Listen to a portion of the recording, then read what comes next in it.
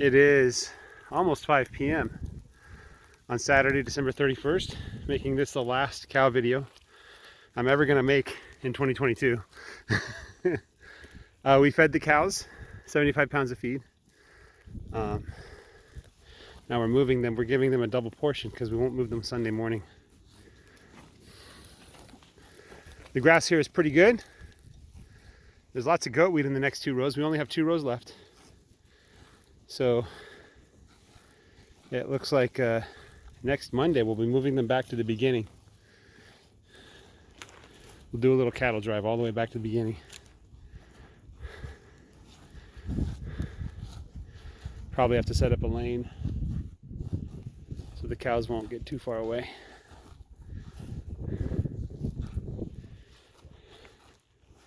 I've noticed this previous row, the grass seems to already be growing back.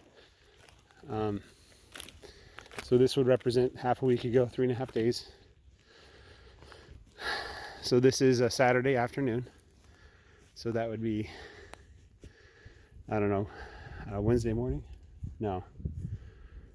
Monday, Tuesday. Monday, Tuesday, Tuesday. Yeah, Wednesday morning.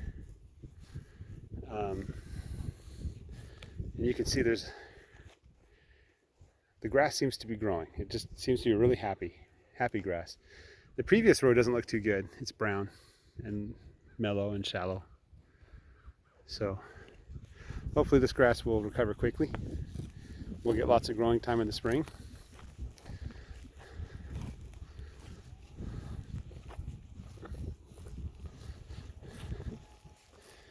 There's some old patties left over. Probably since the last time we were here. There's not a lot of weeds. There are some, but there's not a lot. There's a couple spotches of bare ground. Oh, I wanted to show you guys something. Hello, Mr. Calf. Or Miss Calf, I guess, because you're a heifer. Every once in a while, there's these piles of long green grass. And the frost knocked it over. But this cow's standing in one. That's number 20. The friendliest cow I have. Yeah, so the grass got long. The cold knocked it over. Here's another patch. But there's lots of good grass underneath. Somebody already got this. So they're getting old grass, I think, or dead grass at least. Lots of goat weed in this next area, but lots of grass too. So I'm pretty excited. If the weather continues like this, by the way, it's like 72 degrees right now. We have beautiful clouds. What a beautiful day for a sunset. The days are getting longer. The shortest day of the year was on December 21st. That was over a week ago. So 24 more weeks until the longest day of the year. Or 25, I guess. So there's 52 weeks in a year. Right? But this is encouraging. I'm really excited. I'm looking forward to what I'm going to get in spring here. I'm going to see how much I can get out of it. I'm going to try giving them lots of ground in the spring. Double rows, maybe even triple rows, so they can nibble the tops of the grass off before it gets to the boot stage, so we can maximize the efficiency of the ground. We'll see what happens though. We'll see what happens. But this is encouraging. This is really encouraging. I've been doing rotational grazing, for a year and 4 months now. I started last August, so August of 2021, I think. That's about when I got the fences working and got them rotating.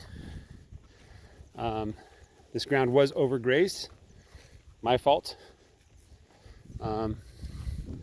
But they did pretty good with it, I think so. I had hay last year.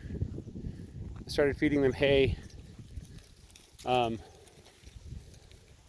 neighbor had to come tell me that my cows were too thin, so I had to feed them hay. They did pretty well last year. The winter, we didn't get much rain.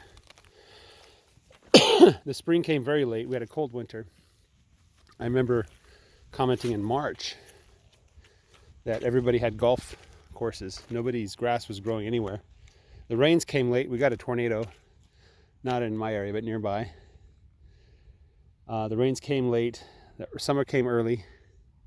It was a hot summer this summer. It was hot. But it looks like everything's good now. So hopefully next year will be beautiful and fantastic with lots of grass. Hopefully I'll get 4 ewe lambs. If I get 4 ram lambs, that's pretty bad. 4 ewe lambs, that's what I want.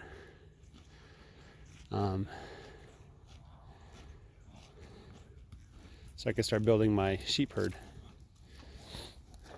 Thinking about maybe buying some more ewes from different people's flocks, some more St. Croix, registered St. Croix. I'll be a breeder. And the thing about the St. Croix is they don't have as much meat as the Dorpers. But the reason why I want them is because you don't have to worm them. The Dorpers do just fine apparently in the drier climate of Texas. So if you go west. But here in the moist climate, the parasites is just too much for them. So the people who do Dorpers, they have to worm their sheep. I don't want to do that. If there's people doing Dorpers that don't worm, I'd like to know about it. In this climate, obviously. If you're in a dry climate, you don't worm. That's probably possible with the Dorpers, but the St. Croix are supposed to be parasite resistant. And I'm going to try keeping them moving so that they can't put the parasites back in their bodies. These are playful calves. Are you used to me yet?